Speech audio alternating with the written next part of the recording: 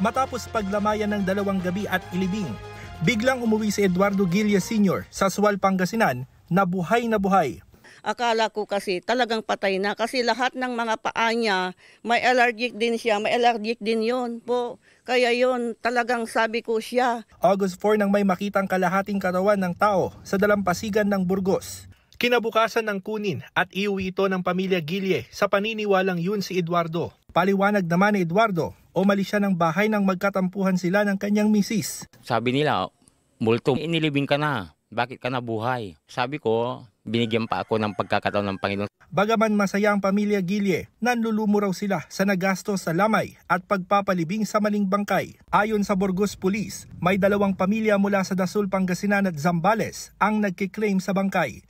Kumuha po kami ng bone marrow sample, DNA sample ng cadaver, and sinabit mo namin yon sa ating provincial forensic unit. Yung 2 pong claimant na possible claimant, they will subject them for DNA analysis.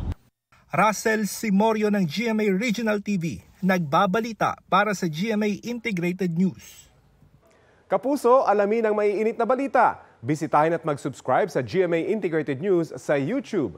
Sa mga kapuso abroad, samahan niyo kami sa GMA Pinoy TV at sa www.gmanews.tv.